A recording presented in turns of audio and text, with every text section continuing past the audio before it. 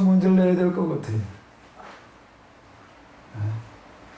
무슨 시험 문제를 내야 될 것 같아요? 그러니까 우리 시험 보면 첫 번째 시험 문제가 뭐였죠? 구약과 이스라엘 역사의 흐름에 대하여 쓰시오. 두 번째는요, 신약과 교회사의 흐름에 대하여 쓰시오. 그 이번에 무슨 시험 봐야 되나? 예. 이미 다 나눠드렸잖아요. 지금 우리는 어디에 있는가? 그러면 지금 우리는 어디에 와 있느냐? 우리는 지금 어디 와 있지요? 우리가 있는 좌표 좀 한번 보자고요. 우리가 지금 어디에 있는가? 우리가 지금 있는 데를 뭐라 부르냐면 현대 후기. 현대 다음 시대인데, 현대는 이미 지나갔어요. 새로운 시대가 왔는데, 그런데 아직 이름을 뭐라고 붙여야 될지를 몰라. 뭐라고 이름을 붙여야 될지를 몰라요. 뭐라고 붙여야 될지를 몰라가지고, 뭐라고 임시로 부르고 있나 하면 임시로 부르고 있는 거예요. 임시로 부르는데 뭐라고 부른다고요? 현대 다음 시대래. 현대 다음 시대다라고 지금 그렇게 부르고 있다라고 하는 겁니다. 그동안은 뭐가 지배하는 시대였냐면 이성이 지배하는 시대였어요. 이성이 지배하는 시대였는데 이제 이성이 아니라 뭐가 지배하는 시대예요? 영성이 지배하는 그와 같은 시대가 되었다라고 하는 겁니다. 영성의 시대는 어떻게 왔는가 하면 이성의 시대에 이성으로 세계를 지배하겠다고 그러던 사람들이 손 드는 걸로 왔습니다. 이성 가지고는 안 되겠다. 이성 가지고 안 되겠다라고 들이 생각하게 된 거는 무엇 때문에 그랬는가 하면은 세계대전. 1차 대전과 2차 대전을 겪으면서 이거 뭐 과학이 발전을 하고 그리고 교육이 보편화되어지고 그렇게 되면은 인간이 좀 인간답게 뭘 할 줄 알았더니 아닌 거예요. 세계대전을 겪어보니까 아닌 거예요. 그리고 또 하나는 뭐죠? 공해예요. 대량 살상무기. 자, 이런 것들을 놓고 보면서 이거 가지고 인간이 다가 아니로구나. 이성이 다 할 수 있는 게 아니로구나. 이런 자성이 오기 시작을 했다라고 하는 겁니다. 그러면서 이제 새로운 시대로 들어가는 어떤 이런 일들이 이제 생기게 되는 대전환기가 일어납니다. 이성의 시대에 영성, 신앙, 종교 우습게 여겼어요. 공산주의자들은 아주 다 없애버리려고 나섰고요. 없애버려야 될 제일 첫 번째 아주 영순위로 잡고 있는 게 아주 기독교, 종교 이건 아주 다 없애버려야 된다. 이렇게 생각을 했고, 이성주의자들은 뭐 없애버리자 아주 그냥 뭐 이렇게까지는 안 나갔지만 다 비웃었고 그랬습니다. 그럼 뭐 무지한 사람이나 나갈 거지 뭐 그냥 교회도 하고 하는데 그렇게 뭐 사람 다닐 때야 다 이런 식으로다가 되어져 갔는데 이제 이 사람들이 이제 어떻게 하는가 하게 되면 이게 아니었다 그래가지고 이제 무엇을 찾나면 다시 신앙을 찾아요. 이 사람들이요. 스스로 제발로 병원 그동안에 그냥 의사면 됐지 약이면 됐지 의술이면 끝났지 그러다가 이제 이 사람들이 이거 가지고 안 되겠다. 왜 아무리 해봐도 안 되거든요. 그래가지고 병자를 치료하는데 환자를 치료하는데 의사만 가지고 돼야 될 노릇이 아니로구나. 그래가지고 이제 또 누굴 데려다 놓는 거예요? 원목을 데려다 놓는 겁니다. 원목을 외부에도 요청해가지고서 기독교 단체에 요청해서 원목실을 만들어 놓고 원목을 데려다 놓고 월급 주는 게 아니에요. 스스로 자기들의 필요에 의해 가지고 교회다가 병원 안에 예배실을 만들어 놓고 원목을 초빙해 놓고 그리고 월급 주는 거예요. 그런 시대가 왔다. 이걸 우리가 뭐라고 얘기를 하는가 하면 뭐라고 얘기를 할 수가 있는 거예요? 다시 돌아가라라고 하는 그런 얘기. 이제 귀환기, 재건기, 다시 주어진 기회. 다시 주어진 기회. 사실 제가 아까도 말씀드린 대로 기도를 통해서 성경을 경험해야 된다. 예언자들 그런 사람들이다 제가 이렇게 얘기를 하는데 뭐 그걸 내가 어떻게 얘기를 할 수 있는가 하면 제 경험에 비춰가지고서 이제 그렇게 얘기를 하는 건데 제가 이렇게 항상 40개월 기도하고 그러는 동안에 기도하다가 보게 되면은 어느 날 문득 뭐 성경 어디 읽어라 이렇게 얘기하시는 건 아닌데 어느 부분에 읽고 싶은 거예요. 읽고 싶어가지고 성경을 읽다가 보게 되면 어떤 현상이 일어나는가 하게 되면 그 이전까지는 내가 성경을 읽으면서 그냥 뭐 어떨 때 물미건조해지기도 하고 다 읽어내니까 정말 은혜가 되는 거예요. 그래서 야 정말 성경의 꿀보다 꿀성보다 더 달다 뭐 이제 이런 무엇도 이렇게 비슷하게 그냥 어떠다 이제 그럴 때도 있고 또 대부분 다 그냥 뭐 좀 읽어내려가고 그런데 이때는 그게 아니라 내가 성경을 읽는 게 아니라 내가 성경 속으로 들어가는 것 같아. 그 이전은 내가 성경 읽는 자였는데 어떻게 되는가 하면 성경을 단순하게 읽고 있는 사람이 아니라 성경 속에도 그 말씀을 선포하는 역할을 하는 어떤 그런 입장에 서는 것 같더라고요. 복음서를 읽어 내려갈 때에는 어떻게 되어지는가 하게 되면 내가 예수님께서 말씀을 이야기하시는 그 현장에 내가 가 있는 것 같아요. 성경에 읽는데 읽어 내려가면서 어떤 식으로 강하게 느낌입니다. 이건 음성을 들렸다 그 얘기가 아니라 강한 어떤 느낌과 독특한 어떤 상태가 있습니다. 예수님의 음성이 들려지는 것 같아요. 음색이 느껴질 만큼 아주 생생한 제가 제일 처음으로도 이렇게 성경이 딱 읽혀지고 싶어가지고 딱 읽었을 때 이런 현상이 나타나는 거, 제가 이제 성경을 읽을 때 성경에 있는 그 사람의 입장, 그 사람의 심정으로 읽게 된다. 그러니까 내가 선포자 입장이 되어지는 어떤 그런 현상이 제일 먼저 일어났던 거는 뭔가 하면 에스라서입니다. 어느 날 기도를 하고 나서 이제 그러고 에스라서가 읽고 싶어져가지고 에스라서를 읽는데 내가 에스라를 읽는 게 아니라 내가 에스라의 입장이 되어져 있는 거예요. 내가 에스라의 입장. 그 이후에 이건 이제 계속 이어지는 게 이제 그다음에 다른 게 있다 보면 이제 모세를 읽다 모세 입장이 되어지는 거고 뭐 제가 뭐 삼손 뭐 이런 거 얘기한 거 사실 그래가지고 그게 된 겁니다. 그 사람의 입장이 그 감성이 느껴지는 어떤 그런 현상이 나타나는 제일 첫 번째가 그 에스라였습니다. 에스라를 읽은 데가 얼마나 이게 뚜렷했는지요. 이게 너무 신기했던 거예요. 그 이후에도 저는 계속 저 스스로 혼자 의문이, 근데 왜 제일 첫 번째 책이 에스라였을까가 의문이었습니다. 해필, 난 에스라, 그전엔 에스라가 누군지 에스라는 그런 사람이 있었다, 뭐 그렇다는 거 이상에 잘 몰랐어요. 그냥 뭐 규한계 뭐 활동했던 어떤 사람, 그냥 이 정도만 되게 개인적으로 특별히 관심 가진 사람도 아니고요. 뭐 특별히 뭘 그저 연구한 것도 아니고, 그냥 어느 날 에스라서가 읽고 싶어져가지고 읽었는데, 내가 에스라의 입장에 되어져 있는 어떤 그런 게 너무나도 강하게 뚜렷하게 이렇게 느껴졌던 어떤 이런 겁니다. 그 다음에 이제 출애굽기고 그랬습니다. 첫 번째가 에스라였던 거예요. 그 에스라라고 하는 것도 뭔가, 왜 그랬는가 내가 이유를 잘 몰랐습니다. 왜 에스라였지? 왜 에스라였을까? 근데 지금 여기에 의하면 저는 이제 이래서였구나라고 내가 얘기할 수가 있어요. 뭐 때문에?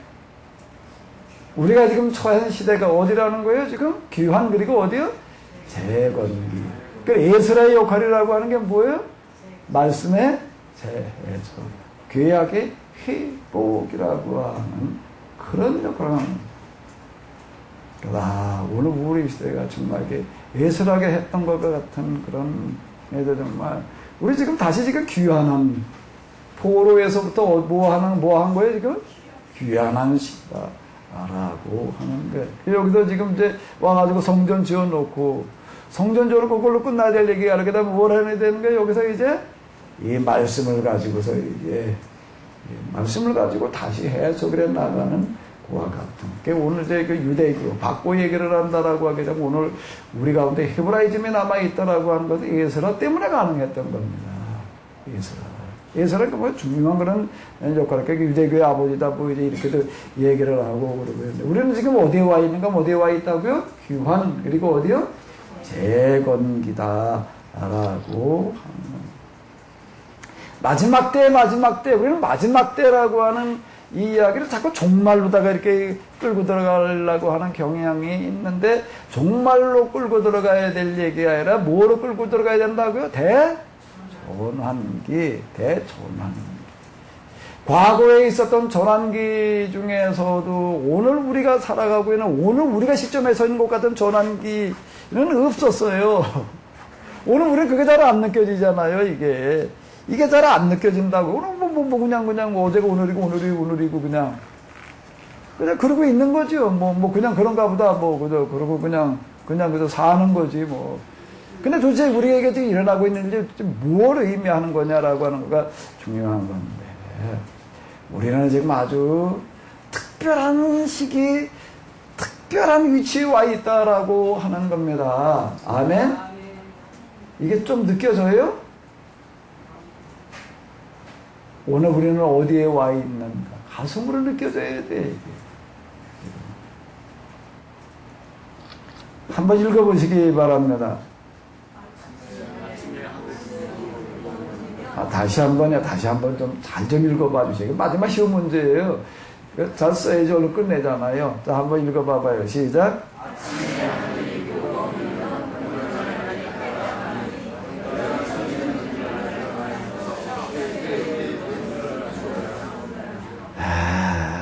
날씨는 볼 줄 알면서 어떻게 시대는 볼 줄을 모르느냐. 이게 예수님께서 탄식하신 얘기인데, 오늘 우리 시대에 일어나고 있는 일들이 도대체 뭘 의미하고 있는 것인지. 네, 율법 정신에 충실하고 있는 예언자들은 여기 아주 민감한 사람들이었습니다. 그 예언서들에 보게 되면 여기 에돔에 대하여 아수르에 대해 일일이 다 얘기를 해. 거기서 일어나고 있는 일들이 그 시대에 어떤 의미를 가지고 있는지 그 징조를, 시대의 징조를 말하는 사람들이었다라고 하는 겁니다. 애굽에 대해서도 얘기를 하는 거니까. 그 시대로 얘기를 하면 국제 정세를 가지고도 지금 얘기를 하고 있는 어떤 이런 건데요. 오늘 우리 시대에 일어나고 있는 일이 어떤 일이냐라고 하는 것들에 대해서 우리가 일을 해볼 필요가 있다. 라고 하는 겁니다.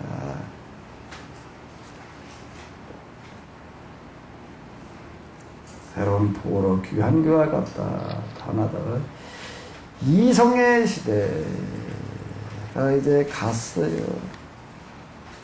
이성의 시대가 갔어요.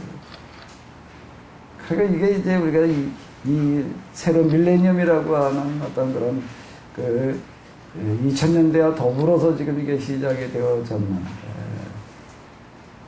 이 사람들이 손 들고 다시 회개를 했습니다. 그리고 지금 어떻게 하고 있다고요? 히브라이즘을 향해서 악수를 요청하고 있다. 우린 지금 뭘 어떻게 해야 되냐. 근데 놀라운 건 우리가 지금 뭘 어떻게 하고 있는지를, 우리가 어디에 와 있는지를, 뭘 해야 되는지를 지금 모르고 있다라고 하는 겁니다. 빨리 우리는 우리의 정체성을 재발견을 해야 되는데, 자, 제가 이제 앞에서 이 강의 처음 시작할 때 다뤘던 거죠. 역사의 흐름이 지금 어디에 와 있는가 하면 이성과 영성의 뭐요? 과학과 신학의, 그동안 과학은 과학이고 신학은 신학이라고 그랬습니다. 과학과 신학은 별개의 것이지, 이렇게 얘기를 하는 거예요. 이성은 이성이고 영성은 영성이다 그랬어요. 근데 이제 그게 아닌 거예요. 이제는 어디에 또 서양과 동양의 화해. 서양은 동양을 지배해야 될 대상으로 봤지요. 파트너로 보지를 않았습니다. 그 식민 지배하려고 달라들었지요. 근데 이제는 얘기가 달라졌어요. 그래서 이제는 시대적인 화수가 뭐예요? 통섭. 그렇게 또 하나 뭐예요? 융합의 시대다라고 하는 겁니다. 그러니까 며칠 전에 이렇게 보니까 축구 월드컵 우리나라가 이라놓고 축구에 가서 졌는데도 진출을 한다나? 8년 연속 개근. 맞아요? 8년이 8년이 아니라 뭐야? 8회. 맞나? 8회. 나도 스포츠에 대해서 좀 아는 게 있다고요. 8회 연속 개근을 한대. 개근을 하면서 이렇게 인터넷 판에 이렇게 보니까는 각 지역별 할당 티켓이 있더라고요. 아시아는 몇 장, 아메리카 몇 장. 그러고 있는데, 어디가 제일 많아요? 우리보다, 아시아보다 조금 더 많은 정도가? 아니야. 나 구체적인 장수는 잘 기억이 안 나. 누가 기억하시는 분? 유럽은 몇 장이에요? 12장이고, 아시아는 몇 장이고? 아, 그리고 유럽은 우리보다 인구가 3배 많네. 그죠? 아니, 그러니까 우리보다 3배가 많을 거 아니야, 티켓이. 어디가 더 많아요? 유럽이 더 많아요? 아시아가 더 많아요? 근데 왜 티켓이 저쪽이 더 많아? 아, 내가 그걸 보는 순간 기분 나쁘더라고. 더러워서. 그럼 뭐 월드컵이라고 그래. 그냥 유로컵이라고 그러고 말아야지. 유로피안 컵이라고 그래야지. 그까지 그거 관도 뿌리고 말이지. 아, 난 좀 그래야 될 것 같아. 너희들끼리 해먹어라. 우리 아시안컵 따고 하자. 그걸 거기서 월드컵이라고 그러고 있어. 그걸 월드컵이라고 할 때 똑같이 해야지. 축구 실력의 차이? 아니, 축구 실력의 차이가 뭐야? 그게 무슨 그렇게, 예? 공정하게 해야지, 하려면은. 아, 내가 잘못됐나? 별로 이런 생각하는 사람 없는가? 나 혼자 그러고 괜히 혼자 기분 나쁜 나비네. 아, 난 기분 나쁘더라고. 난 그걸 잘 몰랐어. 잘 몰랐는데, 거기 어떻게 보니까 어떻게 또 대륙별 무슨 표를 갖다 분산해 놓은 걸 보니까 그따구로 해놨어. 그따구로 하면 어떻게? 안 되죠? 아, 그따구로 해놓고, 그러면 월드컵이라는 말 이름을 갖다 붙여. 월드컵이라고 그럴 때는 그렇게 이름을 붙이면 안 되는 거지. 아, 우리가 넉장, 유럽은 2장만 줘야지. 2장도 안 되지. 1장 반쯤만 줘야지. 우리보다 아시아보다 한 반배나 되나? 유럽 인구가? 아니, 한 장이나 줘야지 딱 맞을 것 같아. 그리고 나도 유로컵이라고 그래, 월드컵이라고 그래야지. 그게 월드컵이지. 저들은 열 몇 장이나 가지고 나오고 말해. 그리고 아시아에 넉 장? 빌어먹을. 아, 나 쌍소리가 나와. 아, 이제 들어오서 그거 안 봐. 아이, 우리나라에 오고 하면 그거라고 들여다볼까? 그거 뭐가, 난 좀 이런 거에 좀 자꾸 나는 배를 뒤출려, 좀. 하나는 꼬락소리들이 말이야, 좀, 응? 그동안 서양 사람들은요, 동양 사람도 우습게 봤어요. 지금도 그게 월드컵이 그 꼬락선이야, 지금. 우리 거기 가서 또 괜히 들러리 서고 있는 거야, 지금. 아, 너희들끼리 혼자 해라 그러고 말지, 그걸. 그랬지, 너 고쳐줄 거 아니에요? 그걸 기쓰고, 그걸 기쓸 것도, 기도 쓸 때 써야지. 이건, 아이.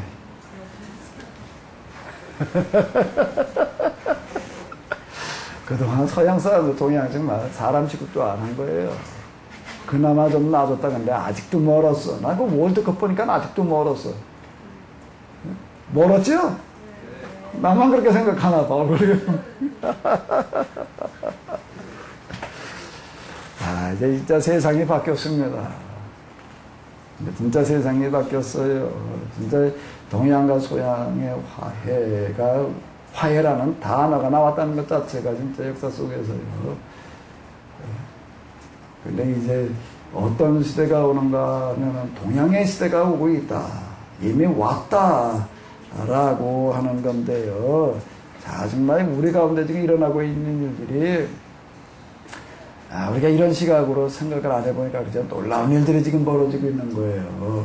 아멘? 놀라운 일들이 벌어지고 있는 겁니다, 지금.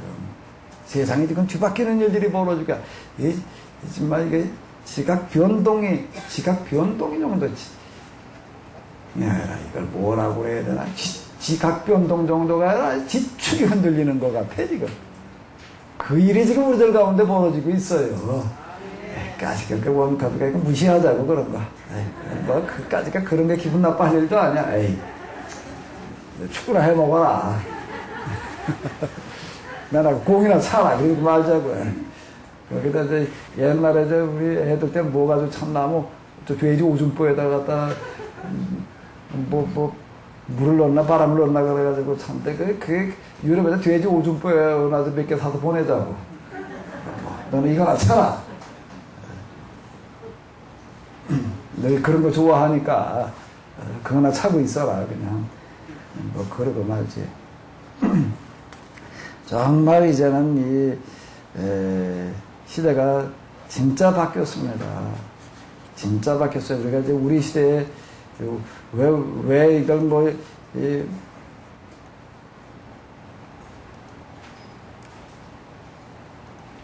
왜 구약과 이스라엘 역사, 신약과 교회사라고 하는 거 복잡하고 그 넓은 놈목을 가지고 그거 뭘 관심도 없는 놈하고 골치 아픈 놈하고 그냥 왜 그리고 있어야 되느냐라고 한다라고 하게 되면은 결국은 무엇 때문인가 우리가 지금 어디에 와 있느냐라고 하는 거예요. 어디에 와 있느냐. 어디에 와 있느냐. 어디에 와 있느냐. 어디에 와 있느냐. 결국 대답은 뭔가 하게 되면 뭐라고요? 대답이 뭐라고요? 여기 한번 읽어보셔요. 헤브라이즘에 헤브라이즘은 뭐 없던 게 아니에요. 없던 걸 새로 만들자는 얘기가 아닙니다. 있던 거를 지금 다시 재발견해야 돼요. 여기에 뭐가 있다고요? 길이 있습니다. 헤브라이즘을 다시 찾아내는 거예요. 헤브라이즘. 자, 지금 저때까지는 뭐가 세계를 지배해왔어요? 헬레니즘이 이 현대로 접어든 르네상스 이후는 헤브라이 헬레니즘이 지배해왔다. 그 이전도 사실상 이렇게 보게 되면 기독교가 지배를 했다라고 하지만 무슨 기독교예요? 헬레니즘 기독교였다라고 이렇게 얘기를 할 수가 있다라고 합니다. 한쪽에서는 유대적 기독교였고 한쪽에서는 헤브라이즘적 기독교였다라고 한답니다. 자, 이제 그냥 기독교라고 그러면 안 돼요. 그냥 기독교라고 그러고 넘어가 버렸어요. 기독교라고 할 때 기독이 무슨 뜻이에요? 예수님은 누구시다? 그리스도시다. 그 그리스도교. 예수님을 그리스도가 뭔 뜻이에요? 구세주라고 믿고 있는 종교. 그걸 기독교 이렇게 그냥 얘기하고 끝났어요. 그냥 그런 기독교. 이제 기독교를 우리 또 세분화하자고요. 자, 그래가지고 첫 번째 무슨 기독교? 유대적 기독교가 있다. 우리가 이제 사도행전으로 넘어가서 이렇게 보게 되면 유대적 그리스도인들을 만나요. 예루살렘에서 내려온 유대교인 그리스도인들. 뭐 이제 이런 표현들이 여기에 나오고 있습니다. 유대적 기독교. 우리 가운데에는 유대교를 청산하지 못한 부분이 그 대표적인 게 뭐라고요? 그 대표적인 게 뭐예요? 이게 뭐예요? 밑에 이게 뭐죠? 이거요? 이스라엘 국기. 이스라엘 국기를 이렇게 만들어 놨는데 가운데 이게 뭘까? 세모 2개 만들어 놓은 게 뭐예요? 다윗의 별. 여기는 다윗을 아주 그냥 그러다 그러고 있는 거예요. 그 사람들은 사무엘 역대기에 나와 있는 다윗을 문자 그대로 추종을 하는 겁니다. 최고의 신앙인이었고 하나님의 최고의 축복을 받은 사람이고 하나님과 함께 하신 사람이고 걔 대제국을 그냥 하나님 도우심으로 건설했고 이렇게 끌고 나가는 겁니다. 그 유대인들의 해석인 거예요. 유대인들의 다윗 해석이에요. 근데 지금 오늘 우리는 어떻게 했어요? 그동안 오늘 우리는 다윗을 또 어떻게 했어요? 유대인들처럼 똑같이 지금 받아들이는 거예요. 어떻게 한 거예요? 뭣도 모르고야.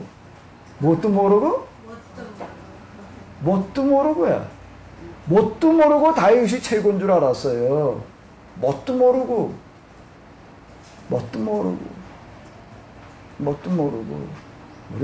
난 애들 때 무슨 얘기를 많이 들었냐면 덩덩헌이 구실해나? 그런 얘기 들어보셨나 모르겠네. 덩덩 소리만 나면 뭐 하는 줄 안다고요? 굿하는 줄 아는 게 덩덩헌이 구시다. 그 얘기.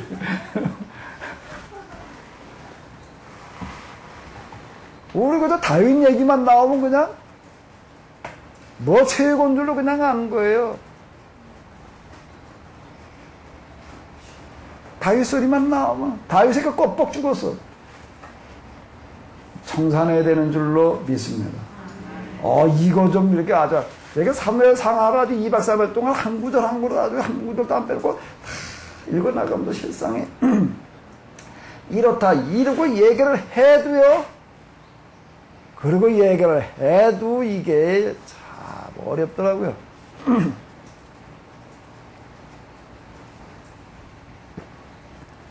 제가 그걸 하면서 느낀 거는 뭔가 하게 되면은 시인이라는 게, 고정관념이라는 게 이렇게 무서운 거. 한신다님 목사님은 뭐라고 와서 또 얘기를 해. 그거 듣고 나가지고서 옛날 강의실로 돌아간 것 같대. 신학교 처음 들어갔더니 첫 강의에 뭐가 들어있었다고? 그분한테 들은 얘기예요. 다윗 쪼기가 아니라 다윗 조직이.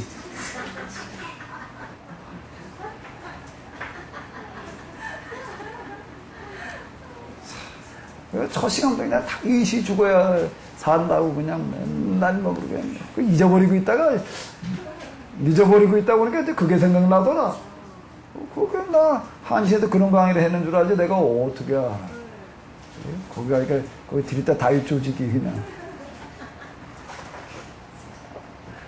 우리는 그동안에 다윗의 손에 놀아난 겁니다. 바꿔 얘기하라. 유대인 손에 놀아난 겁니다. 껍데기만 기독교니까 유대교인이 이런 거 너무나 많아요. 너무나 많아요. 예수님을 구세주라고 이렇게 고백을 하고 있지만 유대인들이 기대하던, 유대인들이 기다리고 있던 그 유대적 메시아인 성격이 많습니다. 단지 예수님은 죽으셨다가 다시 살아나시고 우리를 위해서 대신 죽으셨다는 거 그거 빼놓고 나도 나머지는 유대인들이 기대하던 메시아가 아주 흡사해요. 아주 흡사해요. 유대적 기독교. 그 다음에 또 무슨 기독교요? 헬레니즘. 또 헬레니즘 기독교, 유황국설 뭐 이런 거 지금 종말 다 하게 되겠습니다. 영혼 구원 이게 다 헬레니즘 기독교의 산물인 거예요 지금은. 그리고 지금 우리는 여태 그러고 지내 왔어요. 그러다 보니까 기독교가 세상에 그렇게 많이 퍼져 있고, 뭐, 지금 세계 최대 종교 그럼 기독교예요. 신교, 구교 다 합치고 뭐 이러고 하게 되면. 그럼에도 불구하고 세상은 뒷바뀐 게 아무것도 없는 거고. 아예 기독교가 세계를 지배하던 크리스천덤이라고. 그 덤자는 왕국을 말하는 거거든요. 킹덤. 덤자. 그런데 기독교가 세계에서 왕 노릇하고 뭐든지 마음먹은 대로 다 할 수 있었던 그 시대에 뭐가 생겨나면 유럽의 중세 봉건주의라고 하는 게 생겨나. 영주들이 등장을 하는 거고요. 교회당 주교들은 그 지역 영주들과 한편이 되어져 가지고 지배계급 중에 한 축이 되어져 있는 거고. 어떨 때 영주가 세력을 잡고 어떨 때는 주교가 세력을 잡고 나라도 마찬가지고 한 번은 황제가 세력을 잡고 교황이 세력을 잡고 뭐 그러는 식이 돼버리고 마는 거예요. 그래 헬레니즘 기독교 그게 두왕국설 때문에 그렇게 되는 거예요. 두왕국설 때문에 그렇게 되는 겁니다. 하나는 세속 왕국을 대표한다고 생각을 하고 황제와 영주는 하나는 하나의 나라를 대표한다고 생각을 하는 거예요. 뭐가요? 교황과 그리고 주교는. 그리고도 서로 경쟁 관계 놓여 있는 어떤 이런 식으로다가 진행이 되어져 왔다. 루터에게 와가지고 두왕국설은 해결된 게 아니에요. 어거스틴, 루터, 그리고 지금 이렇게까지 우리는 세상 나라와 하나님 나라를 나눠놓고 생각을 하는 거야. 나눠놓고 우리는 어디에 속했다고 생각을 하는 거야? 세상 나라에 있지만 하나님 나라고 이중국적이래나? 뭐 이런 식이에요. 우리는 이 세상에 있지만 하나님 나라에 속해 있는 뭐 사실 우리가 예배 시간에 주기도문을 그렇게 많이 암송하고 있지만 정작 주기도문하고는 상관없는 거예요. 나라의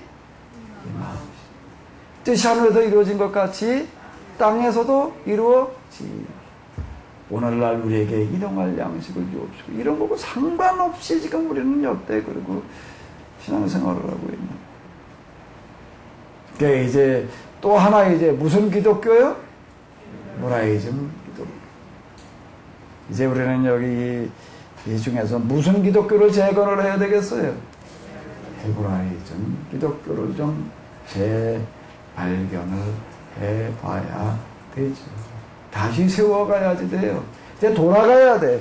어디로 돌아가야 돼? 예수님 당시로 다시 돌아가야지 돼. 그리고 다시 시작을 해야지 돼요. 아멘? 오늘 이게 우리의 과제다. 도대체 이 큰 일을 누가 해야 될 것인가? 누가 해야 될 것인가?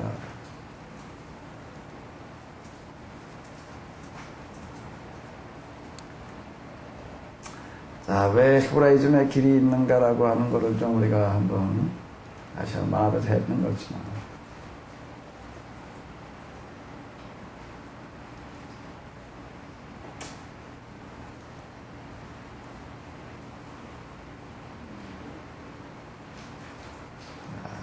헤브라이즘과 유대교의 헬레니즘, 관관계를 한번 이렇게 보자고요.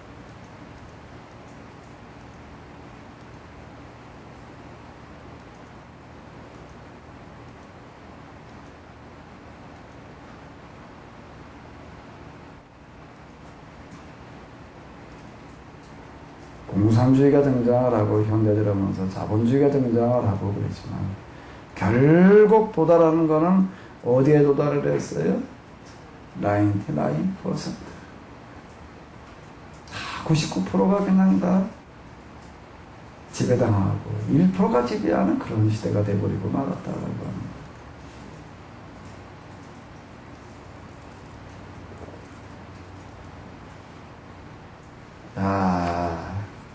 지금 어디에 있는가 다시 한번 떠보자고요. 아주 그냥 인류사를 이렇게 처음 원초로부터 돌아가서 놓고 본다라고 하게 되면 메소포타미아에서부터 출발을 해가지고 이집트, 가나안, 묶어서 무슨 시대라고 그러는가 하면 오리엔트 시대라고 그럽니다. 그 다음에 무슨 시대가 오는 거예요? 그리스, 로마. 이 시대를 열어간 사람은 알렉산더. 그리고 bombe이. 그리스와 그 옆에 있는 이탈리아 반도 여기 있는 사람들이 그리스 로마 시대를 열어봤고, 그리스 로마가 계속 반복해서 등장을 해왔는데, 근데 유럽 시대 그 르네상스를 통해서 이게 또 이제 그리스 로마가 재발견되어져 가지고 지배해왔어. 그러다가 이제 그 다음에 2차 대전이 끝나면서 세계 판도가 바뀌었는데 유럽에서 이제 중심축이 어디로 옮겨간 거지요? 미국으로 옮겨갔습니다. 그러니까 북아메리카 시대가 이렇게 왔다라고 합니다. 미국이 이제 지배를 해온 지 이제 좀 수십 년이 지나갔는데, 그러면서 이제 또 무슨 시대가 온다고들 얘기를 하고 있어요? 아시아 시대가 온다라고 이렇게 얘기를 하고 있습니다. 자, 우리가 이제 이게 세계사, 그리고 문화사가 되겠는데, 자, 근데 이 흐름, 다시 한번 잘 보시기 바랍니다.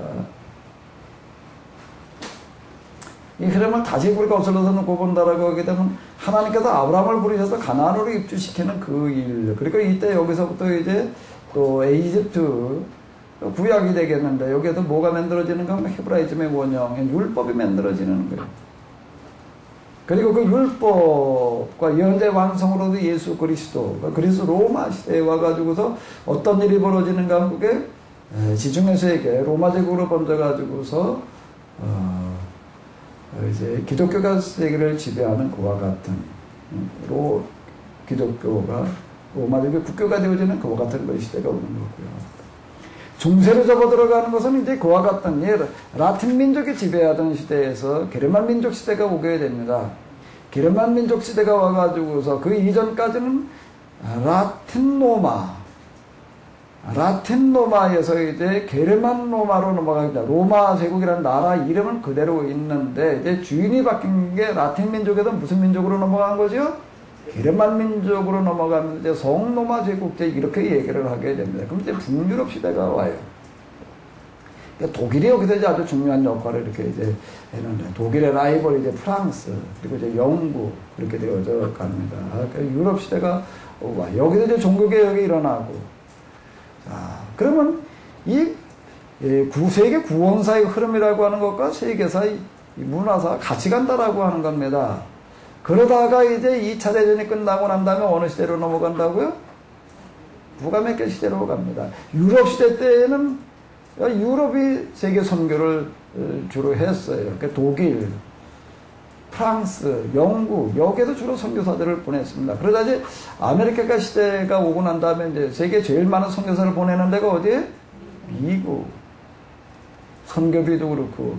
그러다가 이제 아시아 시대가 오는데, 자, 이 흐름에 의한다라고 하게 되면은 이 흐름의 중심에 뭐가 놓여 있자고요? 세계 구원. 그 다음에 우리가 이제 영혼 구원 저렇게 이렇게만 봤는데, 이제 세계 구원이라고 그러자고요. 세계 구원이 이 가운데 같이 진행되어 가고 있었다라고 하는 겁니다. 복음을 전한다, 복음의 사역을 한다라고 하는 것은 그 시대의 주도권을 하나님께서 주시는 것과 같은 의미를 가진다라고 하는 겁니다. 그러면서 이제 어디로 넘어오는가 하면 이제 아시아 시대로 와요. 지금 아시아 시대로 와가지고 뭐 여기까지 얘기하는 건 뭐 이게 다 합니다. 뭐 토인미가 뭐 서양은 저물어 가고 있다. 뭐 서구사에 몰락한다고 그런 얘기들 이미 다 했던 얘기고, 지금 아시아 시대가 왔다. 뭐 이런 얘기들. 아시아 시대가 온다, 왔다. 그러면 당연히 아시아 시대에 세계를 지배할 나라가 어디다? 중국이라고 제일 많이 생각을 하고, 그 다음에 어디라고 생각을 해요? 인도. 또 어디요? 일본. 중국이라고 생각을 하고, 어디라고 생각을 하고? 인도라고 생각을 하고, 그 다음에 어디라고 생각을 해요? 일본이라고 생각을 해요. 그 중국이에요? 인도예요? 일본이에요? 일본 사람은 뭐라고 그럴까? 일본이라고. 왜? 뭐 일본이니까. 2번이 아니고 1번이니까. 중국 사람들은 뭐라고 그래? 우리가 중하니까. 중국. 세계 한복판이니까. 인도 사람들은 아직까지 자기가 세계 어쩌고저쩌고 여기까지 별로 생각을 안 하는 것 같은데. 아닌가? 하여튼 일본 사람들은 일본이라고, 중국 사람 중국이라고, 그리고 저들끼리 어깨 힘주고 있다. 그러면 저 어디에? 일본이에요? 중국에? 인도에?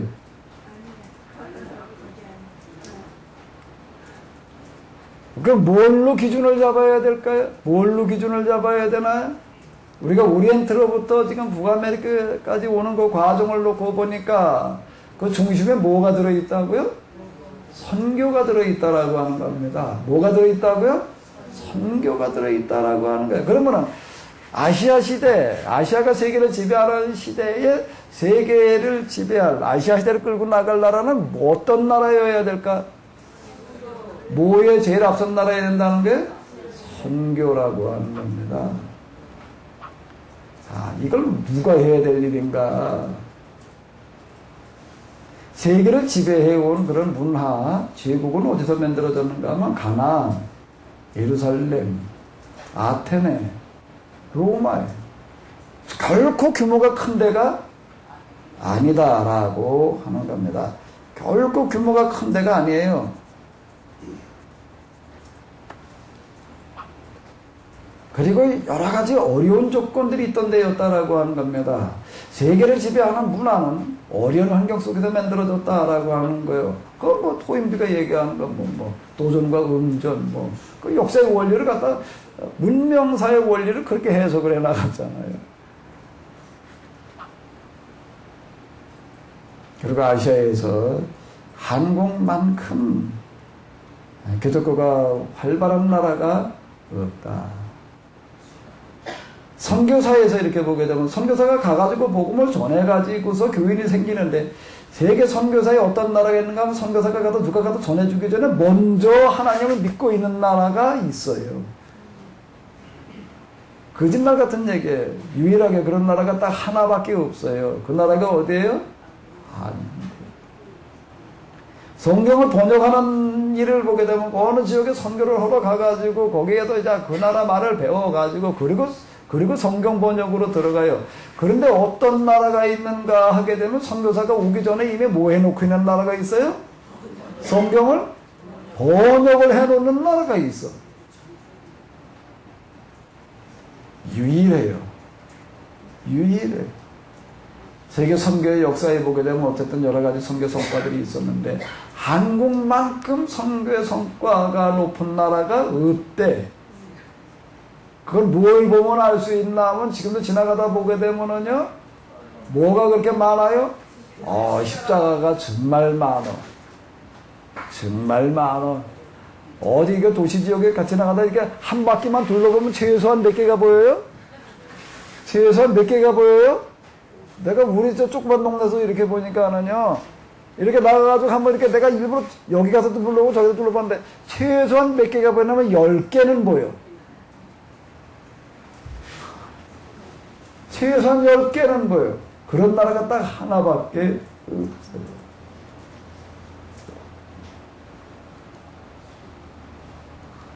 유일한 또 이 분단. 자, 이제 여기 보면 자, 지금 이제 우리가 세계를 지배한다라고 하는 어떤 그런 일들이 불가능하게만 느껴졌는데 요즘 무슨 얘기가 많이 나오지요? 한류란 얘기가 이제 다방면으로 나오고 있습니다. 처음에는 드라마가 뭐 그러다가 드라마가 좀 가가지고서 뭐 겨울연가인가 대장금인가 뭐 이런 거 가지고 그러다가 그 다음에 영화가 가다가 요즘 또 뭐가 가요 이제? 노래가 가. 팝송 그러면 당연히 서양 사람이 부르는 게 팝송이지 그랬는데 이제는 무슨 팝송 얘기가 나와요? K-팝. 난 K-팝 그래가지고 뭔 소린가 그랬어요. 처음에는요. K-팝이 뭘 하는 얘기인가 그랬더니 한국 팝송이래. 한국 팝송을 누가 부르나 그랬더니 우리나라 애들이나 부를 줄 알았더니 서양 애들이 이걸 배우려고 K-팝 가수가 되겠다고 그 지망생들 보여주는 거 보니까 어마어마한 게 많더라고요. 우리는 그동안 팝송을 주로 영어로 부르라고 그냥 그러고 떠드는데 걔들은 팝송을 부르는데 뭘로 부르고 있어요? 한국어로 팝송을 불러. 근데 한국어로 팝송 부르는 가수가 되겠다고 지망하는 애들이 그렇게 많어. 차고 넘쳐. 자, 신기한 걸 우리는 들여다보고 있습니다. 자, 이런 것들이 뭘 말하나 하면은요, 내년은 구름이 뜨는 거 보니까 날씨가 붓겠다, 비가 오겠다. 그런 거는 생각할 줄 알면서, 뭔 볼 줄 모르느냐? 시대의 징조는 어찌하여 볼 줄 모르느냐? 시대의 징조는 분변치 못하느냐? 자, 이거 우리가 똑바로 들여다봐야 돼요. 똑바로 들여다봐야 돼. 아멘? 뭐 월드컵 모르가 몇 번째 나갔다고요? 뭐 8번 연속 개끔. 가만히 딴 나라도 그런 나라 있나? 우리나라만 그런 거예요? 딴 나라도 있어요? 유럽은 맨날 먹고 축구만 하는 나라니까 걔들은 다 8번 연속 개근했나? 개근은 우리나라 가지고 어떻게 되는 거야? 어쨌거나 그 피겨 뭐 이런 거 뭐 얘기하는 거 보고 이거 다 서양 애들이나 하는 줄 알았는데 아예 그냥 뭐라 그래야 되나? 뭐 격이 다르대나? 한국 사람 피겨라는 게 격이 다르대. 수준이 좀 기술이 좀 이 정도가 아니라 아예 격이 다르다. 아멘? 자, 이런 것부터 시작을 해가지고서 이제 좀 놀라운 어떤 그런 일들이 우리 주변에도 지금 벌어지고 있는데 요즘 또 무슨 한류 얘기가 나오냐면 음식의 한류래. 음식의 한류. 이래가지고 이제 그 다음에 이제 한국어 열풍이 일어나고 있고요. 우리보다 좀 못 사는 나라들에서나 그럴 줄 아는데 놀랍게도 지금 선진국에서도 한국문화원이 비좁아서 난리래. 사람들이 몰려들어서 뭘 배우러 와가지고 한국 문화를 배우러 온다는 거예요. 거기다가 한국어를 배우러 그렇게 매들고 있대요. 아멘? 자, 거짓말 같은 일들이 지금 우리들 가운데 벌어지고 있는데 여기다 또 하나는 뭔가 하면 요하 문명이라고 하는 게 있습니다. 그동안 우리는 문명이라고 하는 얘기, 메소포타미아 문명, 이집트 문명, 그 다음에 중국 문명, 인도 문명, 그 그 다음에 조금 모아하면은 로마 문명, 그리스 문명, 뭐야,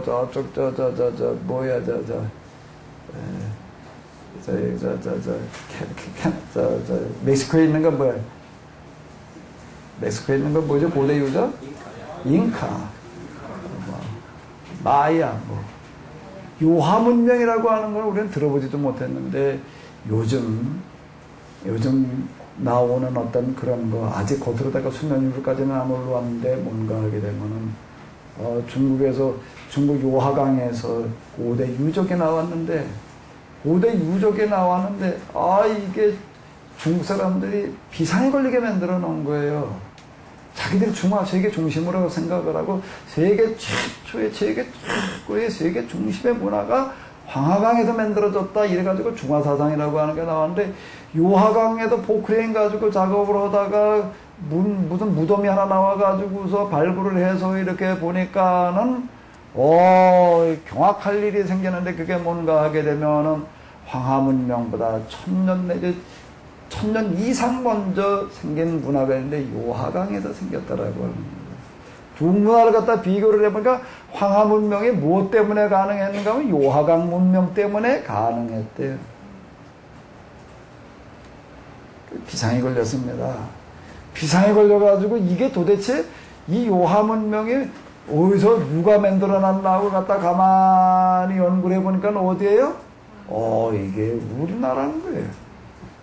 우리는 단군 왕조라고 하는 거, 이런 것들이 뭔가 하면 하나의 신화처럼 여겨졌는데, 신화가 아니라 뭔가 하면 실화라는 겁니다. 실화가 단지 신화적으로 표현이 돼가지고서 지금 이와 같이 되어져 있는 어떤 이런 건데, 우리가 단군 신화 가운데 곰 얘기 나오잖아요. 곰과 호랭이 얘기 나오고 그러는데, 거기 이니셜은 뭔가 하게 되면 이게 곰 문화인데, 이게 뭔가 하면 왜 우리의 조상들이 뭘 만들어낸 거, 요하 문명을 만들어놨는데, 요하 문명이라는 거가 중국 황하 문명보다 얼마가 앞섰다고? 최소한 1000년 이상. 그 요하 문명 때문에 중화 문명이 가능했다. 이렇게 되는 거예요. 꼭 이러다 보니까 이제, 이거 안 되겠다. 이래가지고 그동안 맨날 중화라고 떠들어대는데, 걔네 이 사람들이 갖다가 어떻게 하는가 하면 만리장성을 뜯어 고치고 있는 겁니다. 그동안 만리장성 안만 중화라고 그랬어요. 거기만 그리고 그 바깥에는 오랑캐라고 그랬는데, 요하강은 만리장성 안에 들어있는 게 아니라 어디 들어있는 게? 바깥. 거기 뭐라고 맨날 동이족이라고 그러는 거예요. 동이족이라고 그러는데, 여기 들어있어가지고 이 사람들이 부랴부랴 지금 뭐라고 있는가? 만리장성 지금 더 연장을 시키고 있어요. 뭐까지 포함시키느라고? 요하 문명을 포함시키느라고. 그러니까 지금 그 사람들 뭐라고? 동북아 공정이라고 이렇게 얘기를 하고, 그러니까 이따 근데 여기 TV에서 이렇게 보는 어떤 이런 건데, 지금 이런 일이 여기 지금 벌어지고 있습니다. 자, 지금 이 요하 문명, 이게 지금 이 문화 쪽에서 평가하는 걸 보게 되면 뭐라고 얘기하면 고대 문화사를 다시 써야 된다고 이렇게 지금 얘기를 하고 있습니다. 이제 지금 만주 그쪽에 이제 고대 고분들 많이 있잖아요. 이런 것들이 이제 어떤 이제 잔재로다가 지금 이렇게 얘기가 되어지고 있는데, 고대 문화사를 다시 써야 된다. 지금 그렇게 얘기들을 하고 있습니다. 그래서 이게 수메르 문명이 그동안 세계 최초의 문명이라고 이렇게 생각을 했는데, 수메르라는 얘기는 머리가 꼼다는 얘기입니다. 근데 그쪽 지금 이 메소포타미아쪽에 머리가 검은 사람은 없는 거예요. 어디서 온지 이게 신비의 대상이었습니다. 이 사람이 도대체 어디서 와가지고서 메소포타미아 문명을 읽어놓는가. 그 사람도 그걸 수메르 문화라고 이렇게 얘기를 하는데, 그동안 이렇게 풀리지 않는 어떤 이런 거였는데, 요하 문명이 발견되어지고 나면서 이제 뭔 얘기인가 하게 되면, 수메르 문명을 읽은 사람들이 누구라는 거예요? 우리 조상들이래요. 우리 조상들. 그동안에도 제가 이제, 어디 이렇게 보게 되면 뭐라고 얘기를 하는가 하게 되면은, 수메르 문화를 도대체 누가 일으켜놨는지 알 수가 없는 거예요. 알 수가 없다가 단서로 하나 찾아내는 게 이제 뭘로 찾아냈나 하게 되면은 컴퓨터가 등장하고 난 다음에 그 수메르인들이 읽어놓은 문화가 이제 그 토판에 남아있거든요. 쐐기 문자 이렇게 얘기를 하는데, 그 문자들을 갖다가 다 이제 컴퓨터에 입력을 시켰어요. 다 입력을 시키고, 그 다음에 뭐를 하는가 하면 세계에 있는 모든 언어들을 갖다가 여기다 다 집어넣습니다. 다 집어넣어가지고 비교 분석을 하는 거예요. 비교 분석을 해서 어느 나라 말이 수메르어하고 제일 가까운가를 찾아내보는 거예요. 제일 가까운 놈을 찾아봤더니 어디래? 한국어라는 겁니다. 그래가지고 이제 요한문명 이거 발견되기 이전, 벌써 이전에 독일 사람들이 이 작업을 했어요. 그 사람들이 이제 가설로다가 얘기를 하는 거예요. 한국인이 수메르 문화를 읽었을 가능성이 있다. 그랬을지도 모른다. 근데 우리 한국은 보니까는 수메르 문화가 만들어질 때 뭐예요? 깜깜한 어둠 밤이야. 그러니까 이게 더 납득이 안 됐다는 거예요. 그런데 뭐가 발견이 됐지요? 로하문명의 그 답이라고 하는 거예요. 그 우리는 이제 우리 민족적인 자존심을 회복할 때가 왔어요. 우리 조상들이 대단한 조상들이에요. 아니 여기 요하강에서 세계 최초의 문화를 만들어 놓고 어디까지 갔나 하면 어디까지 갔어요? 저 수메르까지 갔어요. 저 메소포타미아까지 간 거예요. 거기까지 갔다고 거기 가가지고서 또 그거 읽어 놓은 거예요. 대단한 사람들이에요. 대단한 사람들이에요. 지금 우리는 수메르 문명이라고 하는 거, 요가 수메르 문명 있다 이런 거. 그리고 또 하나는요, 이 세상이 지금 이제 바뀌었는데, 자, 이 산업이라고 하는 거가 산업의 역사를 이렇게 놓고 본다면 최초의 산업이 일어나는 거는 뭔가 하면 농경산업입니다. 그 이전은 뭐 이제 우리가 여기 역사 이렇게 놓고 볼 때는 이제 뭐 수렵생활 뭐 이런 거잖아요. 그러니까 산업이 이제 농사 짓는 걸로부터 세상이 이제 뒤바뀌는 일들이 이제 일어나게 되는 거예요. 그 이전에 이제 이동생활을 할 수밖에 없는데 농경이 발달하면서부터 정착사회로 들어가게 되는 거고요. 그럼 사람들이 모여서 살게 됩니다. 모여서 이제 살 수가 있겠네요. 이또 더 이상 이동을 안 하고 이제 그러다 보니까 이제 그 다음에는 뭘 질 수는 건물을 질 수가 있는 거예요. 맨날 돌아다니니까 뭐 텐트나 가지면 되는 거지 뭐. 근데 옛날에 텐트가 어디 있어? 뭐 동물로 돌아다니면서 이제 그러고나 살다가 이제 정착 생활로 들어가면서부터 이제 문화라고 하는 거가 제대로 이제 만들어지기 시작을 하는데 그건 무엇 때문에 가능했는가 하면 농경의 발달과 더불어 가지고서 이제 그런 일이 가능해졌는데 이게 농경사회, 농경이 산업의 중심이던 시대는 인류 역사의 대부분이에요. 역사 시대로 들어와가지고 대부분은 농경사회에 있는 거예요. 역사 시대라고 하는 건 기록으로 남아있는 시대를부터를 역사 시대라고 그러는데 그 이전은 뭐라고 불러요? 선사시대. 선사시대가 시간으로도 훨씬 더 길 수가 있겠지요. 근데 역사라고 이렇게 얘기를 할 때 기록으로 남아있는 때부터로 얘기를 하기 때문에 역사시대 이제 이렇게 얘기를 할 때 역사시대의 대부분은 뭐가 되는 거죠? 농경시대가 되는 겁니다. 농경산업이에요. 그러다가 이제 여기서 이제 아주 하나의 또 이제 세상이 뒤바꿔전에 일어나는 게 농경산업이 되면 무슨 산업으로 넘어가는 거죠? 산업혁명과 더불어가지고 시작되어지는데 전기기관이 만들어지는 것과 더불어가지고도 영국에서 시작된 산업혁명이 이제 그 다음에 어떤 산업시대를 열어가는 거예요? 이제는 산업의 중심이 농업이 아니라 이제 뭐가 되는 거죠? 공업. 물건 만드는 일이 되어지는 거예요. 이게 훨씬 더 부가가치가 높고 이러다가 보니까 그전에 이제 장인들이 좀 만들었는데 필수품들 이런 거 좀 만들어서 그저 활용하는 것 수준에서 이제는 대량 생산 체제로 들어가는 어떤 그런 일들이 가능해져도 이제 공업산업 시대가 왔습니다. 그러면서 이제 지금 세상의 판도가 뒤바뀌어져 왔어요. 공업, 농경, 공업이 세상을 지배해 왔습니다. 농경과 공업이 세상을 지배할 때에는요, 힘이 어디서 나오는가 합니다. 농업시대는 땅이 넓어야 되는 거예요. 공업시대에도 마찬가지입니다. 공업시대 땅이 넓어야 되는 게 원자재가 나와야 되는 거고, 만들어 놓은 다음에 또 팔아야 되는 거니까. 그래가지고 그 경제가 자립되려고 한다면 인구가 1억이 넘어야 되느니 이런 소리가 나오는 거예요. 왜? 거기서 우선 소비시장이 형성돼야 되니까. 그러니까 일단 규모가 좀 커야지 얘기가 되는 거예요. 농경시대도 있고 공업시대도 그렇고 그랬습니다. 그런데 2000년대가 되어져 가는 것, 서양에도 동양으로 넘어가는 것, 이것도 여러 가지가 맞물려 있는지 이게 참 놀라운 얘기인데요. 그러면서 이제 산업에 대한 판도와 개념이 달라졌습니다. 이제는 무슨 산업시대라고 그러죠? 농업산업이에요? 공업산업이에요? 지식산업이라고 이렇게 얘기를 하게. 지식이 이제 산업의 기반인 시대가 왔다. 제일 큰 부가가치를 이제 만들어내는 게 뭐가 만들어낸다는 거예요? 지식이 만들어내요. 지식이 만들어내는 게 뭐죠? 그게 뭐예요? 소프트웨어라는 거예요.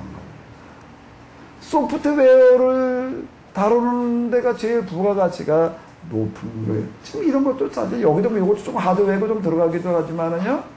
하드웨어 싸움이 아니라 뭐 싸움이에요? 소프트웨어 싸움인 거예요. 이게 지금요. 이게 그 얘기. 이제 지식산업 시대가 왔어요. 지식산업 시대가 오다가 보니까 어떻게 되는가 하면 속도가 엄청 빨라졌습니다.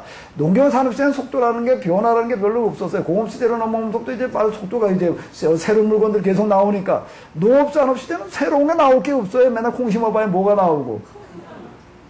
팥 심어봐야. 그럼 뭐, 콩 심어가지고 콩고도 먹으려면은 1년 걸리는 거예요. 1년에 한 번이지. 뭐 변화라는 거가 그렇게 수천 년 지나가서도 큰 변화를 못 찾아보는데, 공업산업 시대로 오면부터 새로운 물건들이 계속 나오다 보니까 이제 변화가 빨라지기 시작을 하다가 이제, 그 다음에 진짜 빨라지는 거는 어디에요, 이제? 지식산업 시대로 넘어가면서부터는 이제 정신이 없을 만큼 바빠지는 거예요, 이제는. 또 이제 데이터라는 어떤 이런 용어들이 생겨나고, 이제 이러는 어떤 이런 건데, 그러다 보니까 변화가 하도 빠르다 보니까 이제 어떻게 해야 되나 하게 되면은 덩치가 큰 것 자체가 경쟁력을 잃어버려요. 덩치가 작아야 돼. 그러니까 이제 살아남으려고 한다면 빠른 변화에 빨리 대응을 해야 돼. 그러니까는 이게 안 되는 거예요. 인터넷을 한번 깔을 내니까 그냥 나라가 커버리니까 어떻게 되는 거예요. 여기도 저기까지 다 깔고 나니까 이제 곡물이 돼버려요. 깔다가 곡물 돼요. 땅덩어리가 하도 크니까. 그거 어떻게 해야 돼? 나를 나눌 수도 없고. 근데 우리나라는 어떻게 되는 거야? 이제는 뭔가 하면, 뭐가 통하는 시대가 왔는가 하면 빨리빨리가 통하는 시대예요. 외국인이 우리나라 오게 되면 제일 먼저 배우는 말이 뭐래? 빨리빨리야, 이게. 그냥 짜장면 집에 가서도 뭐라고 그래, 이게. 얼마나 짜장면을 빨리 만들어내는가 하면 짜장면을 만들어가지고 아예 불기 전에 배달을 끝내. 세상에 유일하게 그런 나라가 딱 하나 있어요. 아예 짜장면을 배달을 했다면 어디까지 배달은 운도론까지 바토론까지 배달을 해버려. 아멘? 어디서도 짜장면을 시켜 먹는 거다. 바다에 가도 가들이 양산에 가도 이러다가도 짜장면 시켜다 먹는데, 거기까지 배달을 해. 그냥 오토바이로다가 그냥 그냥. 자, 유일하게 그런 나라. 아주 빨리빨리. 아예 생겨먹기를 빨리빨리로 생겨먹어가지고, 이건 그냥. 그동안은 이런 것들이 우리가 다 무슨 수치스러운 어떤 그런 무슨 문화라고 이렇게 생각할 수가 있었는데요. 이게 어떻게 살다 보니까 그런 시대가 왔어요. 무슨 시대가요? 제일 중요한 게 뭐라고요? 빨리빨리가 통하는 시대가 왔다.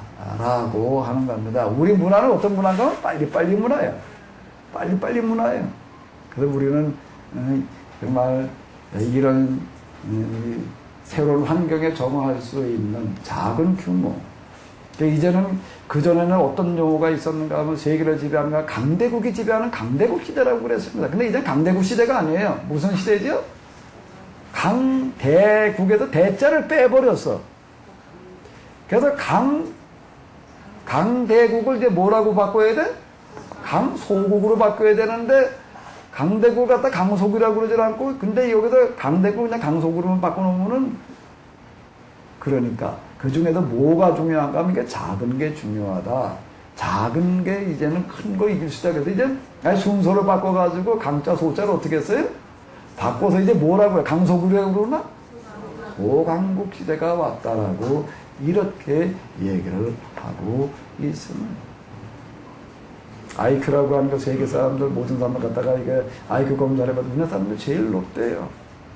제일 높다. 근데 진짜 이제는 어떤 시대가 왔는가 하면 한국의 시대가 이제 가능한 현실적인 여러 가지 여건을 가지고 있다라고 하는 겁니다. 자, 그런데 우리가 이런 우수한 여러 가지가 참 많아요. 참 많은데, 어쨌든 우리는 지금 경제 하나만 놓고 보더라도 세계 분단 상태에서 국가 예산의 제일 많은 부분이 어디 갖다 쓰이는 거예요? 방위비에 쓰이는 거예요. 방위비에 쓰이고 그러는 나라에서 지금 다 해봐야 인구 한 5천만 밖에 안 되고 그러는데, 경제 뭐 지금 규모 면에서 뭐 매두이 지금? 놀라운 얘기예요. 유일하게 뭐 한강의 기정 뭐 이런 얘기가 나오고 있는데, 선진국이 등장하고 난 다음에요, 후진국들 가운데에서 후진국을 벗어버리고 우리만큼 성장한 나라가 뭐 유일하게 하나밖에 없다. 자, 이런 얘기 평가들이 나오고 있습니다. 사실 우리가 지금 읽어놓은 것도 이렇게 보게 되면 하나하나 이렇게 역사적인 의미를 놓고 되면 참 놀라운 것들 많습니다. 근데 진짜 해야 될 게 하나가 있어요, 이제. 아직까지 한 건 장난이야. 아직까지 한 건 장난이에요. 진짜 해야 될 게 있어요. 뭘까요? 뭐예요? 진짜 해야 될 게 있습니다. 뭘까요? 아니, 남 놓고 기억자도 모른다더니 쳐다보면서도 내가 뭘 물을 것 같아요? 진짜 우리가 해야 될 게 뭐겠어요? 한번 읽어봐요. 세계에서 유일하게 한 나라밖에 없어, 그 나라가. 아무리 봐도 이걸 가능할 나라가 어디밖에 없어요? 그 나라밖에 없어. 지금 우리가 한류 열풍이 여러 가지 면에서 일어나고 있는 어떤 이런 거가 절대 우연이 아닙니다. 이건 뭐 드라마나 영화나 뭐 노래나 뭐 부르다가 말 일이 아니에요. 그건 뭐 싸이 열풍 뭐고 대단하죠. 근데 그걸로 끝나야 될 얘기가 아니에요. 그거는 다 어릿광대예요. 다 어릿광대. 진짜가 이제 메인 게임이 이제부터 시작이에요. 아멘? 메인 게임이 이제부터 시작이에요. 진짜가 시작되어야지 돼. 진짜가 시작되어지는데 그건 어디서 나가? 영성에서 시작되어져야 되는데, 영성에서 진짜 메인 게임이 시작되는데 그걸 가능할 나라가 어디라고요? 한국. 아멘? 우리는 아주 중요한 시점에 서 있다라고 하는 겁니다. 자, 다시 한번 읽어보세요. 헤브라이즘을 개명할 나라. 어디에요? 아주 이름도 잘 지었어. 아주 그냥 뭐, 우리나라 근대 국가를 건국하면서 아주 이름을 뭐라고 지어놨나 하면 대한민국이라고 해놨어. 뭘 알고 진 것 같아? 알고 진 것 같아. 알고 진 것 같아. 우리나라가 아주 그냥 대자 갖다 보자. 아이, 이래놨는데, 그거 저 월드컵. 그 기분 나쁘기도 하지만은, 거기 가가지고서 우리가 아주 그냥 하나, 응원 문화를 바꿔놨어요. 어떤 걸로 바꿔놨지요? 한번 다 같이 해봐요. 다 같이 시작. 에이, 그게 뭐 응원이 뭐 그렇게 싫잖아. 응원을 가가지고 그러고 하나, 진짜 한번 경기장에 가서 하는 것처럼 한번 해봐요. 다 같이 시작. 대한민국. 좀 더 해봐요. 다 같이요. 시작. 대한민국. 아, 이거 우연이 아니야. 월드컵 때 보니까는, 우리나라 사람 응원 또 했다 하면 무슨 기네스북에 올라갔다고 그러던가? 저 광화문 뭐 거기 모여가지고 뭐 응원 열기를 다 그냥 뭐 빨간 걸 입고 나와가지고 그냥 대한민국 그래놓은 바람에 온 세상 사람들이 무슨 소리인지는 몰라도 다 뭐는 알아요? 대한민국은 알아. 우연이 아니에요. 아멘? 우연이 아니에요. 저는 정말로 확신하는 게 있습니다. 저는 정말로 확신해요. 틀림없이 우리 한국의 시대가 오고 있다. 그리고 정말 우리가 아주 그 일을 해내야 된다. 그리고 그냥 충분히 가능하다. 아멘? 아멘? 충분히 가능하다. 정말 아주 확신해요. 제가 이게 조합법 만드는 것도요, 참 좀 판을 좀 크게 생각하고 있습니다. 판을 좀 크게 생각하고 있어요. 어떤 사람이 뭐 좀 재간 좀 있는 사람이 와가지고서 이 사람이 여기 뭐 제어대 와서 세미나 듣다가 이제 한 게 뭔가 하게 되면은 우리가 모델을 만들어가지고 뭐 세계에서 보여줘야 된다. 뭐 이런 거가 그냥 아주 그랬더니 그러니까 뭐 재간이 여러 가지로 많아. 재간이 많다면 못하는 게 뭐냐 물었더니 없대. 다 잘한대. 그래서 내가 그랬어요. 돈도 잘 버냐 그랬더니 맘만 먹으면 벌 수 있대. 그 좀 벌어라. 근데 그랬어요. 좀 벌어라. 내가 좀 큰 돈이 필요한데 그 돈 좀 벌어라. 그래서 그래서 얼마쯤이면 되겠냐? 얼마쯤이면 되겠냐? 그러면서 한 1,000억이면 되겠냐? 그래가지고 내가 뭐라 1,000억이면 착수금은 된다.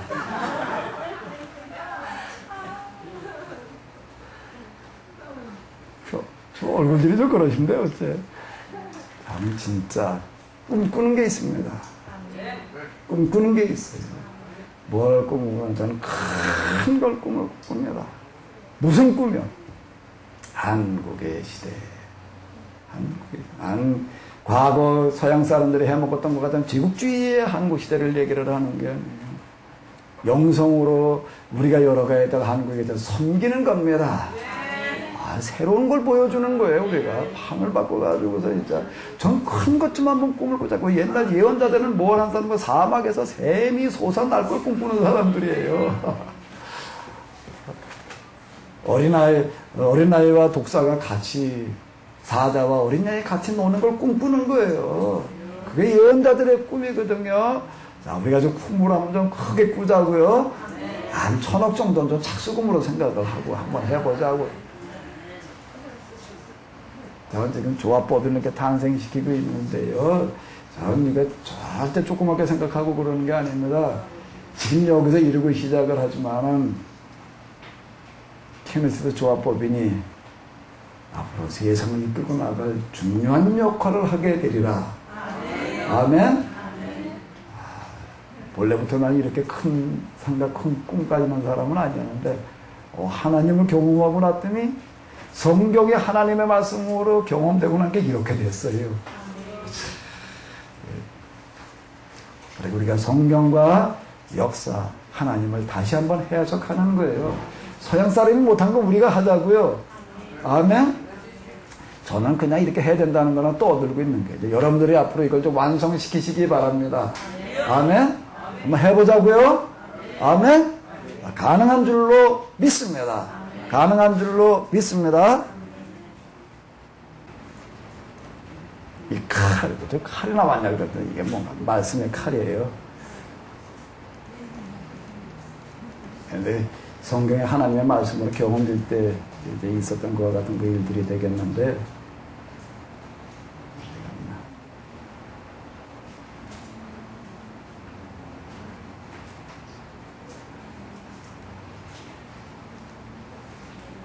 우리 찬양 좀 하나 부르겠습니다.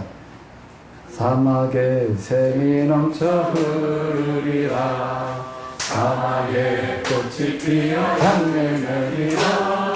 주님이 다스리실 그 나라가 되면 사막이 교통상들이 사자들이 어린 양같이 놀고 어린이도 함께 뒹구는 참사랑과 기쁨의 그 나라가 이제 속히 오리라. 박수 치면서요. 사막에 숲이 우거지리라. 사막에 예쁜 새를 노래하리라. 주님이 다스리실 그 나라가 되면 사막이 낙원되리라. 독사굴에 어린이가 손 놓고 산낭처럼 울지 않는 찬사가 기쁨의 그 나라가 이제 속히 오리라. 2절이여. 사막에 숲이 우거지리라. 사막에 예쁜 새들 노래하리라. 주님이 다스리실 그 나라가 되면 사막이 낙원되리라. 독사굴에 어린이가 손 놓고 장난처럼 울지 않는 찬사가 기쁨의 그 나라가 아직 역사에서 이루지 못한 것을 우리가 해야 된다. 저는 그렇게 생각을 하는데요. 우리 시간 우리 통성으로 좀 주여 3번 부르시면서 우리 잠시 기도하도록 하겠습니다. 주여, 우리가 지금 역사 속에서 길을 어떻게 찾아가야 될지, 역사의 길을 어디다 물어야 될지, 역사의 방향을